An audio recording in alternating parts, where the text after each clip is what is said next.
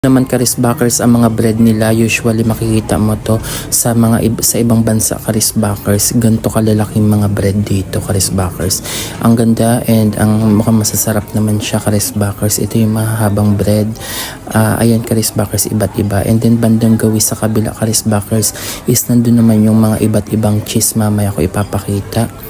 Ayan yung mga bread dito karisbakers. Tapos may nakita pa rin pala ako dito karisbakers na yung sinabi ko na mga malalaking cheese. Tapos may parang mga ham.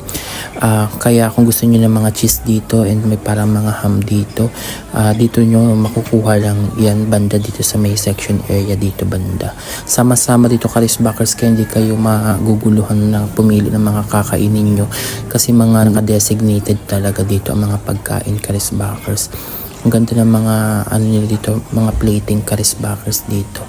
Ayan yung mga cheese nila, kakaibang mga cheese. Tapos karisbakers, andito naman ang mga nachos na kayo na rin na maglalagay ng mga toppings niya dito banda. Andito naman banda ang mga sweets and yung mga mini burger karisbakers. Kung gusto niyo parang matikman yung mga maliliit dito na mga burger, ayan nandito banda sa may section.